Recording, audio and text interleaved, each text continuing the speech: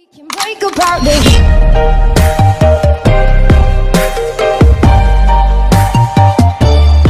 What's up guys, it's CFN. My name's Connor. Welcome back to CFN TV and welcome back to Horror Month. Now this is a horror thing that I'm reacting to called 3 Scary True Forest Horror Stories by Mr. Nightmare. I reacted to some of his stories a while back. I never got to finish it, but now I'm here. I'll be doing other creepypasta reactions, not just Mr. Nightmare, but other ones. Like, I've seen other ones. There's Clancy Pasta, there's Creepypasta Jr., there's Mr. Creepypasta, which is a big one. So yeah, I also will be trying censoring any language, inappropriate things, because YouTube stuff, but welcome to Horror Month. Make sure you check out the original video in the description down below, and there's any other videos I want to react to, make sure you comment down below. This month is specifically horror, so any horror stuff, make sure you comment down below. Let's go. I live near a forest, by the way, so this should be fun.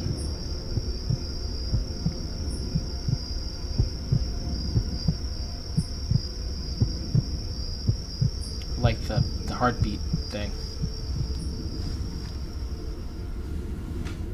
Every so often when we were little, our parents would go away for a weekend while our Uncle Ron would watch us. Our Uncle Ron has been single his whole life, but he always loved kids, so he always happily did it. One Friday night, the same night our parents left town, we were all watching Titanic during a monster snowstorm. Me, my 2 brothers, my older sister, and our Uncle Ron. I remember certain parts of this night so vividly, but other parts I just draw blanks. I do remember, however, that the power flicked off briefly, and we had to reset the VCR to get back to where we were in the movie. Shortly after that, our Uncle Ron was fast asleep. We let him sleep while we kept watching the movie. It was at the part where Rose was running with the axe back to the room that Jack was trapped in.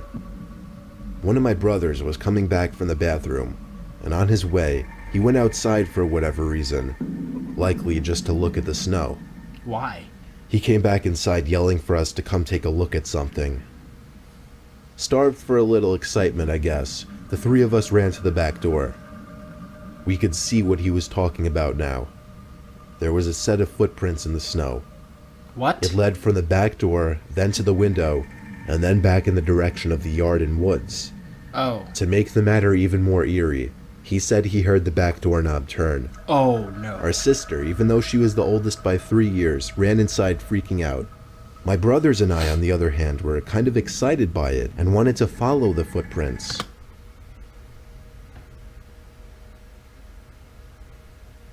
Why would you do that to yourself? No, I just want to ask, why would you do that to yourself? You're just setting yourself up to be killed. They're gonna die. It's gonna happen. Our sister was threatening to wake up our Uncle Ron as she saw us putting our coats and boots on, but I convinced her it'd be fine and we weren't going too far, and that we'd be together. She went back to the living room to watch the movie without us while we all marched out into the cold snowstorm, following the footprints that were quickly filling in with new snow. You're gonna die. The footprints led to the woods in the backyard. You're gonna the die. deeper into the woods we got, the deeper the footprints were. We weren't sure if that was because less snow was falling to the ground under the trees, or because the footprints were fresher. We were following those footprints for a while, until finally, we saw where they were leading to. A cabin, literally tucked away in the woods. It was dark inside though. No light was emitting from the windows. Why would you go? The footsteps led to the front door of the cabin, but we didn't dare go up to it. Good. Instead, we crept over to the closest window to peer inside. It was too dark to see anything inside though, but we noticed it wasn't actually a glass window, it was just a screen. Then there were 2 thumps from inside of the cabin, and then the sound of something sliding. We didn't see what caused the sound though. Suddenly, one of my brothers screamed and pointed behind us. We turned to see a head poking out from another window of the cabin, but it was so dark all we could see was blackness, no features. Then the head disappeared from view as we heard rapid thumping sounds inside of the cabin, and then the front door to the cabin burst open. We all screamed and ran for our dear lives back in the direction of the house, following the footprints. I don't think we were actually chased, though. The next day, we tried taking our Uncle Ron on a hike to that cabin. Why? But we couldn't for the lives of us find it. The creepiest thing to this day, we still live in the same house, and after all these years, we still never came across that cabin again. In fact, we can't even find it on maps or Google Earth. If it weren't for the fact that I was with my two brothers, I would question if this ever even happened. So the cabin was like a ghost cabin? Or it just didn't exist? I don't know. That's creepy. Number 2. My friends, who I'll refer to as S and J, came along with me on a little camping trip near Blue Mountain National Park. I don't like We this set up video. camp near a small pond, just because it seemed like the coolest place to chill. The point of this whole trip was mainly just to get out, drink a bunch of beers with friends, and chill. I cracked open my second Budweiser, laughing it up with S and J, talking about some of our other friends, with music playing in the background, overall just having a good time. Then, however, I saw S reach over for the speaker and turn it down all the way, and then shushed us and pointed out to the pond. S whispered, "Do you guys see that?" Jay and I looked out to the pond. The campfire had a glow that partially reflected on the pond water, but even yet, I couldn't see what he was pointing at. S whispered, "There's something in the water." I went into the tent to get the flashlight from my bag. When I came out, S said don't, but I turned it on anyway and aimed it at the pond. Idiot. The light didn't reveal anything or anyone, but we did all hear the sound of water being pushed, as if someone or something were walking in it. I turned out the light just because I was freaked out and looked at my two friends, who were both wearing cringing faces. I told S to shut off the speakers completely now. We all sat in our chairs, not really saying much anymore, just listening to the surroundings. About an hour passed, and within that time, nothing happened. So we grew more comfortable again, and things went back to normal. Eventually, I went to my tent, and S and J went to the tent that they'd be sharing, and we all went to sleep. Now that I was alone with my thoughts, however, I started thinking of that thing that S said was in the water. He never actually described what it looked like, if it was an animal or a person. My sense of hearing was heightened as I was in a state of alert, and because of that, I heard something from the woods. I sat up, since that always seems to help with concentration. I needed to hear one more sound before I could confirm something wasn't right. There was the sound again, much closer now, and I was able to confirm it was a foot hitting the ground. When the volume went up, it got me. Whether it was a person's foot or an animal's foot was still unclear, however. I heard another footstep, this time much closer. It was clear someone or something was sneaking around our campsite.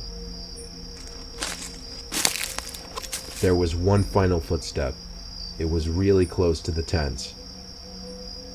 I started texting S, but I was only able to type out the words, "There's something," before the gut-wrenching, blood-curdling scream pierced through the walls of the tent. I couldn't tell if it was the scream of a man or a woman. It's hard to explain, but it was deep enough where it could be a man, but not so deep to the point that it couldn't be a woman. The scream lasted about 5 seconds. Then there was silence. I didn't know if I should get out, call for my friends, or stay silent. I texted S, "Dude, we have to run." He responded, "What was that?" I didn't answer right away. Instead, I tried to think of what we could do. But pretty soon, S texted me again, saying the coast is clear, run for the car. I grabbed the keys from my bag, opened the zipper to the tent, and sprinted to the car, which luckily was only about 30 seconds away. We stayed in the car all night and went back the next morning for our stuff, which luckily was all still there. Still have no idea who, or even dare I say what that thing was at our campsite that night. Just happy we got... You want to create a stunning website? I've already done it. With Wix. Let me show you how it's done. what that thing was at our campsite that night. Just happy we got out okay. Dang, it's crazy. Stories are good. One more. Skipping most of the background of the story, I once found myself walking through the woods during a slight drizzle. All I had on me was my backpack with a spare pair of pants, a flashlight, a tripod and camera, and some granola bars. I'm a photographer and video editor, and I was recording footage of a forest during rain, a river during rain, and snagging some pictures as well. Long story short, I found myself lost, trying to find my car. Good job. It was the worst day of my life. I was panicking, stressed, screaming to myself in anger, just wanting to find the car. I'd say an hour after getting lost. Is this like a version of the Blair Witch Project? You guys seen that movie? It's a great movie, by the way. The first one. Because there's 3 of them. The first one that came out, not the second one. The second one was more of a slasher. The first one was really good, and the third one that came out called Blair Witch. That one was okay, not bad. I like the first one the best though. I started to pick up on noises around me. I don't mean multiple noises at once. I mean at times I'd hear the same noise just on different sides of me. The noise was footsteps, undeniably. I was starting to panic that I was being hunted by a bear. That was only at first, though. I slowed down to quiet my own footsteps so I would more likely hear where the other footsteps were, and when I did, I turned my head as quickly as possible in that direction. I saw half a person's body jumping behind a tree. Instead of calling out something or confronting them, I did what I still think was the smart thing. I walked away fast, playing it off like I didn't see him. It was starting to get darker every minute now, and the rain was still coming down lightly, but my heart was racing faster than ever. I checked my phone every 10 seconds and finally got 1 bar. I stopped walking, wiped the screen of rainwater, and opened maps first thing to find the nearest road, which was very close. I let out a sigh of relief, only to hear footsteps closing in on me from behind. I turned and spotted the person again. It was a man, and I know that in of itself doesn't sound so disturbing, just really sketchy. Yeah. But I'm telling you, the sight was horrifying. I could only see the man briefly before he jumped behind a tree once again as if he thought I couldn't see him. But he looked huge. Really tall, average build, maybe a little overweight, jeans, and from what I could tell, a dark blue jacket with the hood up, half zipped down, exposing a white shirt underneath. He also had on glasses, but that's all I got of his face. He was hiding behind a tree maybe 15 feet away, and over the sound of millions of raindrops, all I heard was psst, psst. Now I ran. I didn't care anymore. I was borderline about to have a panic attack. I continued running when I found the road. I ran until I thought there was no chance of him catching up to me. Then I continued walking until I finally hitched a ride from a passing car, who took me back to where I was parked. I didn't bother mentioning what happened to the driver. I just told him I got lost is all.